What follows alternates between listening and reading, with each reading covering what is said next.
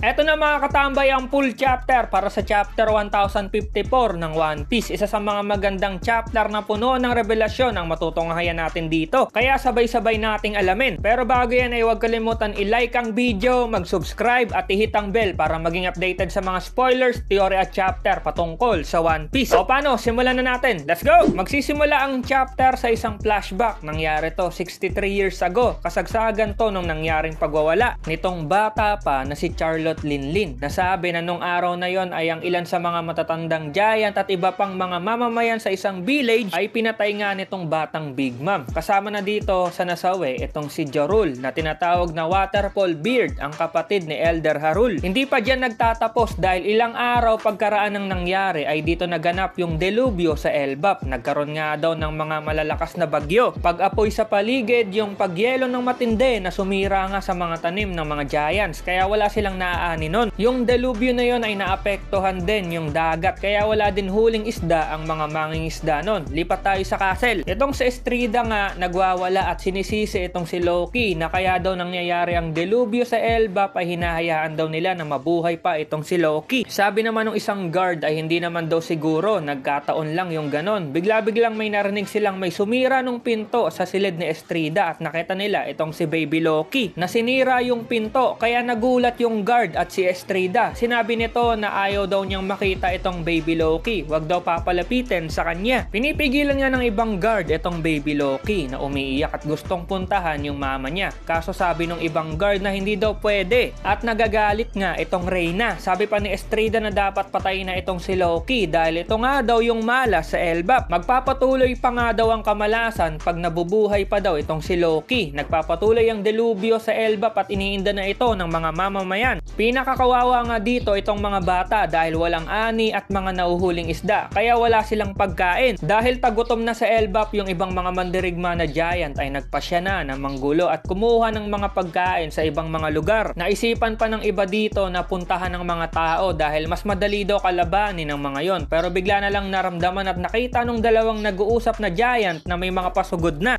ibang mga giant para nga kumuha ng mga pagkain. Sabi nga dito na nagkaroon ng civil war sa panahon na to. Puro kaguluhan, pangaagaw ng mga pagmamayari at kagutuman ang naranasan ng mga giants at marami din ang namatay. Unti-unti nang nawala ng gana at pag-asa ang puso ng mga giant. Makikita nga natin dito ang nangyayari sa batang Hyrodin at sa kanyang mama na si Ida. May pumasok na isang mandirigma o isang elder na giant sa bahay nila at sinasambit nga yung salitang malas. Medyo natakot nga dito si Hyrodin. Sabi ng matanda ay yung kapatid daw nitong si Loki ang sumisira sa nayon nila at nagdadala ng kamalasan ngayon sa Elbap. Kapatid nga daw niya, di ba, si Loki? Kaya dapat isakripisyo daw itong si Hyrodin. Nang marinig ni Ida yon ay nagalit ito at sinabi na ano daw bang sinasabi ng matanda na to? Wag daw nitong idadama yung napaka-cute na anak niya dahil mabubuhay daw ito ng matagal. Kaya humarang ito para maprotektahan si Hyrodin. Bigla naman nagalit itong matandang giant at sinabi na tumahimik daw itong si Ida dahil ito nga daw ay dayo at ginayuma lang daw nito si King Harald. Aatake na sana itong matanda nang biglang may sumuntok dito. At ito na pala si King Harald na saktong dumating para iligtas nga ang mag-ina niya at sinabi doon sa nanggugulong matanda na nababaliw na daw ba ito. Dito na umiyak si Ida at si Hyrodin para nga sa pagkakaligtas nila. Biglang nagsalita si King Harald na wag nga daw magsakitan ng mga kababayan niya. Alam nga daw niya na pinanganak na si Loki at yung nangyayaring kaguluhan ngayon sa Elbap. Nanghingi nga daw siya ng tulong sa mga bansang kakampi nila. Kaya ang nangyari daw, naghanda ang mga yon ng mga pagkain at sobrang dami nga daw nun. Kahit na nga maliliit na tao nga daw yung mga yon ay bawat bansa nga daw ay nagtulong-tulong para makaipon at mapakain daw silang mga giant. Salubungin nga daw nila ang mga yon ng may galak. Kainin daw nila ng gusto ang mga pagkain na ibibigay ng mga tao na yon at lubusang magpasalamat sa mga taong tumulong sa kanila. Dito na nga natin makikita na sobrang daming mga barko ang papunta sa daungan ng Elbap at dala-dala nga nila ang napakaraming pagkain para sa mga giants na pinakiusap nga nitong si King Harald. Sabi pa nito na magkaroon man ng mga problema at kung anong mga kalamidad ay haharapin nga daw nila ng sama-sama dahil iisa lang ang mundong tinitira nila. Makikita natin na pinakainan ng mga tao ang mga giants. Sa tuwang-tuwa nga ang mga to dahil makakakain na sila ng gusto at makakabangon sa tulong ng mga tao. Sa araw din ng pagdating ni King Harald ay namatay nga itong si Queen Estrida. Sa bandang huli, hindi pa rin tinanggap ni Estrida si Loki at namatay ito ng may galit sa puso. Kahit na gano'n ang ugali ni Estrida ay iniyakan pa rin ni King Harald ang reyna niya. Sa kabilang banda, na-meet ni King Harald si Loki at tuwang-tuwa nga ang hari. Makikita natin si Loki na nakatakip na nga ang kanyang mga mata habang hawak-hawak ni King Harald si Loki. Ay sinabi nga ng mga gwardya na kaya daw nakatakip ang mata ni Loki ay pinanganak nga daw ito ng kakaiba nga ang mga mata nito at hindi nga daw maganda. Kaya naawa nga si King Harald sa anak niya. Sabi pa nito kay Loki na hindi man lang daw natutuwa itong anak niya sa pagdating niya. Sa bagay daw, malungkot nga daw ito dahil wala na ang nanay nito. Napansin din ni King Harald na bakit puro pasa daw si Loki at mukhang dito na sinabi ng mga gwardya ang nangyari. Nagpatuloy ang buhay sa Elbap na wala na din ang sakuna na nangyari dahil kay King Harald. Pinagkakaisa na ngayon nito ang mga bayan sa Elbap para nga gumawa ng mga trade route para mas lalong umusbong ang Elbap at magtulungan ng mga giants. Si Loki naman ay pinaalaga ni King Harald sa kapatid ni Estrida. Pero mukhang hindi nga ito mabait dahil parang lagi nitong kinakawawa ang batang Loki. Si Ida naman na nanay ni Hyrule ay nagtayo ng isang bar sa Underworld. At ito na nga yung pinagtatambayan nila Shanks na malapit doon sa dagat. Mapunta naman tayo 56 years ago sa bahay nitong si Elder Hyrule. Nabanggit nga ni Hyrule dito yung nangyari na insidente sa Marjowa. Nandun daw ba si King Harald? Umuo naman dito si King Harald at sinabi na pinilit daw niya yung isang hari na nakilala niya para nga magpanggap siya na sundalo. Kaso sa huli hindi daw siya pinayagan. Sabi naman ni Hyrule na kung nahuli daw itong si King Harald, nako mayayari ito. Alam daw niya na hindi maingat si King Harald. Pero maiba daw sila. Alam daw ba nito yung tungkol sa Galila? Sabi naman ni King Harald na di ba daw yun yung crew ng mga shipwrights na masyado nga daw brutal. Tinatawag din daw ito ng mga hammer wielding warriors. Alamat lang daw yung mga yun, di ba? Tanong nga nito kay Hyrule. Sabi naman ni Hyrule ay hindi daw. Totoo nga daw yung mga yun. Naglalakbay nga daw yung crew na yon sa iba't ibang mga lupain at kung saan daw nahinto yung mga yon ay nagpadala nga daw ang mga ito ng isang sulat pabalik sa Elbap. At yung sulat na yon ay nasa Elbap nga daw. Sabi nga daw sa sulat ay may humuli nga daw sa kanila. Naniniwala daw ba si King Harald doon? Mahigit 100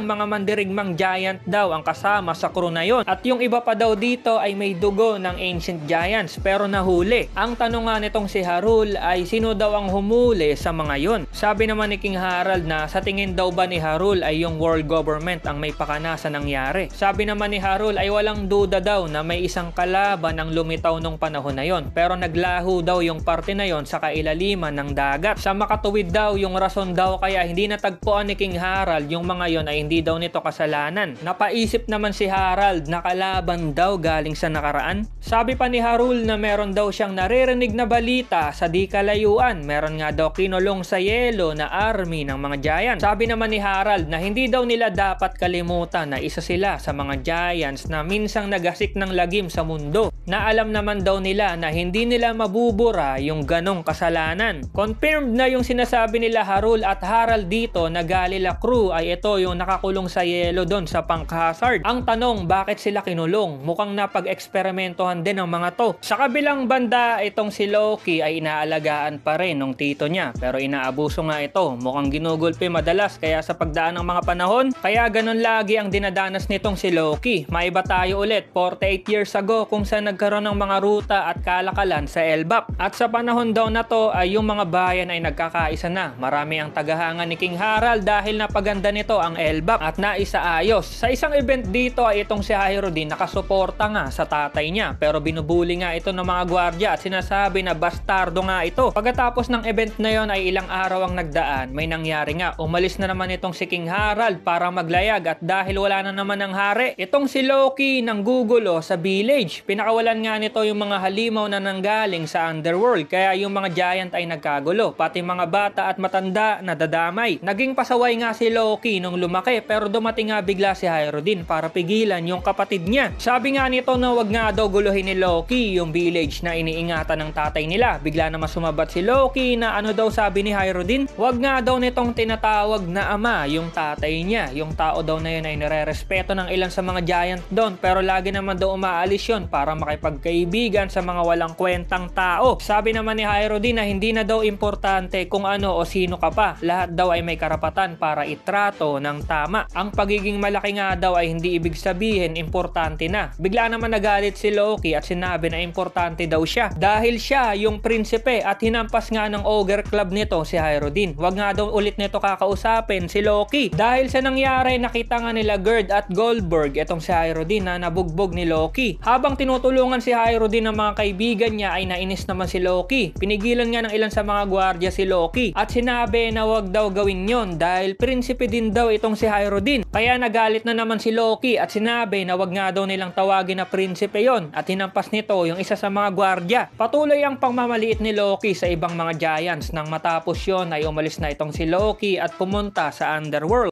Nang nandun na to ay na-realize niya na kahit ganun ang ginawa niya at binuli niya si Hyro din ay may mga tumulong pa rin dito. Pero siya walang kasama at nag-iisa kaya nag-iiyak dito si Loki at sinabi na hindi daw siya mamamatay. Habang umiiyak si Loki ay may kakaibang nangyayari nga doon sa kabilang bundok. Biglang may umatake dito na kung ano at sumisigaw na ano daw bang isla yon at nasa na daw sila. Yung mga halimaw nga sa Underworld ay natakot nga bigla sa mga dumating na yon. Ilang saglit lang nakita na nung apat na mga tao ang umiiyak na si Loki. Sabi na lang nung isa na tingnan daw nila may batang giant na nandun. Sabi naman nung isa ay mukhang nasa Elbap na sila. Nagsalita pa yung isa at makikita natin na si Shiki pala to. Sabi nga nito nakakaiba nga daw yung bata na yon. May mga mata ng demonyo. Itong isa naman ay si Whitebeard. Sabi naman nito na kahit giant daw manliliit sa batang si Loki. Pero bakit umiiyak daw to? Yung isa naman nakasama nila na babae ay si Buckingham Stasi. Pero yung isang lalaki na nasa harap nung tatlo ay medyo kakaiba. Sinabi na itong lalaki na to 8 years ago nakasalubong daw nito si King Harald sa Reverie. May pinatay daw ito na isang Marine Admiral at bigla na lang daw nawala sa pinangyarihan. At ngayon nga daw isa na to sa pinaka-wanted na tao sa buong planeta. At hindi nga daw biro yung bounty nito. At ito na, pinakilala na itong lalaki na to ay si Rax D. Sebek. Hindi pa sila Rax Pirate dito. Parang mag-uumpisa pa lang ang crew ni Rax. Kakaiba nga ang itsura ni Sebek, may dalawang kulay yung buhok nito. May parang kidlat na marka sa kaliwang mata nito. At medyo kamukha ni Blackbeard. Dahil panong hindi magiging kahawig, tatay lang naman ito ng Yonko na si Blackbeard. Sabi nga ni Sebek na meron nga daw siyang kailangan kay Loki at dalawang bagay nga yon. At dapat ang sagot lang nito ay oo at panigurado. Una daw, nasa Elbap na daw ba sila? At pangalawa ay andon daw ba si Harald? End of the chapter. Okay, isang malupit na chapter ang nakita natin at ayun, nakilala na natin ang isa sa legendary pirates sa One Piece na si Rax D. Sebek at ang angas ng itsura nito. Kamukha man ni Blackbeard pero walang-wala ito sa forma ni Sebek. Nakaka-excite malaman kung paano lumaban at ano ang powers nitong si Sebek. At napaisip ako na dating hari kaya si Sebek dahil siya yung nakasalubong ni King Harald sa Reverie. Malalaman natin yan at abangan natin sa mga parating na chapter. Salamat sa pagnood at see you sa next video. Over na!